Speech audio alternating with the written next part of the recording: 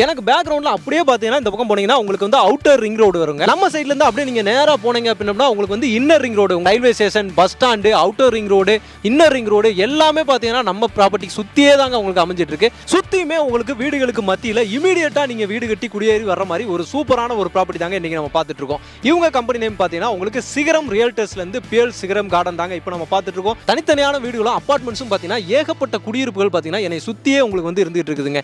நம்மளுக்கு அப்படியே அந்த பக்கம் தான் பார்த்தீங்கன்னா உங்களுக்கு காசா கிரவுண்டோட ஒரு அப்பார்ட்மெண்ட் ப்ராஜெக்ட் இருக்குது. எனக்கு பேக்ரவுண்டில் இந்த பக்கம் பார்த்தீங்கன்னா எல்லாமே இண்டிவிஜுவல் ஹவுஸ் ஃபுல்லாகவே இப்போ நீங்கள் கட்டிட்டு இருக்காங்க.